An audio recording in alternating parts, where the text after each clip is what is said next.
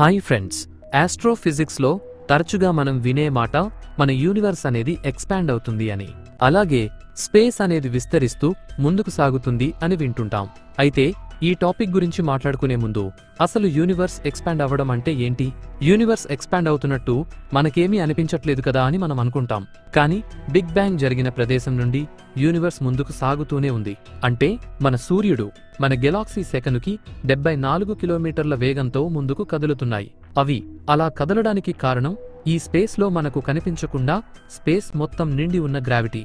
అయితే ఈ గ్రావిటీ ముందుకు ఎక్స్పాండ్ అవ్వడానికి కారణం డార్క్ ఎనర్జీ. అయితే ఇక్కడ ఒక ఇంట్రెస్టింగ్ విషయం ఏంటంటే, గ్రావిటీ అంటే ఇది మన కంటికి కనిపించని ఒక ఫ్యాబ్రిక్ లాంటిది. ఇది ఈ విశ్వమంతా పరుచుకొని ఉంటుంది. ఈ ఫ్యాబ్రిక్ అనే గ్రావిటీలో బరువుగా ఉన్న ఆబ్జెక్ట్స్ అనేవి వాటి బరువుకు తగ్గట్టుగా ఇక్కడ చిక్కుకుంటాయి. అలాగే ఐన్స్టీన్ చెప్పిన జనరల్ థియరీ ఆఫ్ రిలేటివిటీ ప్రకారం ఈ ఫ్యాబ్రిక్ అనేది ఆబ్జెక్ట్ బరువును బట్టి వంపు తిరుగుతుంది. అంటే ఈ విశ్వం మొత్తం ఇలాంటి ఒక ఫ్యాబ్రిక్ ఉంది అని ఊహించుకోండి. ఆ ఫ్యాబ్రిక్లోనే మన సూర్యుడు, గ్రహాలు ఉన్నాయి. అయితే మన సూర్యుడు, మన భూమి, మన గెలాక్సీ ముందుకు కదలడానికి కారణం ఈ విశ్వమంతా పరుచుకుని ఉన్న ఫ్యాబ్రిక్ అన్నమాట. దీన్నే గ్రావిటీ అని పిలుస్తున్నాం. అయితే ఈ ఫ్యాబ్రిక్కే విశ్వంలో ముందుకు సాగుతూ మన గెలాక్సీని తనతో పాటు తీసుకెళ్తుంది. అయితే ఈ ఫ్యాబ్రిక్ అనేది వంపు తిరుగుతుంది అని మాట్లాడుకున్నాం. కాబట్టి ఈ విశ్వం అనేది అనంతమైనదా, లేక ఈ విశ్వానికి అంతం ఉందా అనే ప్రశ్నకు ఒక సమాధానాన్ని ఐన్స్టీన్ ఇచ్చాడు.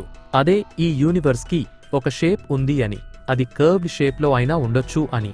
అంటే ఈ యూనివర్స్ అనేది మన భూమిలాగా గుండ్రంగా ఉండొచ్చు అని Einstein general theory of relativity ఆధారంగా చెప్పిన విషయం. ఉదాహరణకి, ఒక బెలూన్ గాలితో నిండి ఇంకా పెరుగుతూ ఉంటుంది. ఆ బెలూన్పై ఒక చీమను పెడితే ఆ చీమ ఆ బెలూన్పై ఎంత దూరం ప్రయాణించినా సరే ఆ బెలూన్ యొక్క మధ్య భాగాన్ని కానీ అంచును కానీ చేరుకోలేదు. ఎందుకంటే ఆ బెలూన్కి అంతం లేదు. అలాగే ఈ యూనివర్స్ అనేది ఒక గుండ్రని విశ్వమైతే అందులో ఒక గెలాక్సీలో ఉన్న మనం ఎంత దూరం ప్రయాణించినా సరే ఈ విశ్వం యొక్క అంచును గాని, విశ్వం పుట్టుక దగ్గరికి గాని చేరుకోలేము. ఒకవేళ ఈ విశ్వం అనేది గుండ్రంగా కాకుండా ఫ్లాట్గా, అంటే బల్లపరుపుగా ఉంటే మాత్రం ఈ విశ్వానికి అంచును మనం కనుక్కోవచ్చా లేదా అనేది ఇంకా మిస్టరీనే. అయితే మనం విశ్వం యొక్క ఆకృతిని కనుక్కునే పనిలోనే ఉన్నాం. ఒకవేళ మన యూనివర్స్ అనేది నిజంగా ఒక బెలూన్ లాంటిదే అయితే మన యూనివర్స్ కూడా ఏదో ఒకరోజు పేలిపోతుంది. కాబట్టి ఇలాంటి ఊహలన్నిటికీ కారణం మాత్రం ఐన్స్టీన్ అనే చెప్పుకోవాలి. 100 సంవత్సరాల క్రితం మన గెలాక్సీ మాత్రమే ఈ విశ్వం అని అనుకునేవాళ్లం.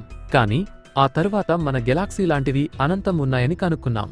ఇప్పుడు ఈ అనంతమైన గెలాక్సీలు ఒక గుండ్రని విశ్వం అని మనకున్న ఆలోచన శక్తితో ఊహించగలిగాం. ఈ వీడియో మీకు నచ్చితే ఒక లైక్ మరియు షేర్ చేసి ఛానల్ను సబ్స్క్రైబ్ చేసుకోండి.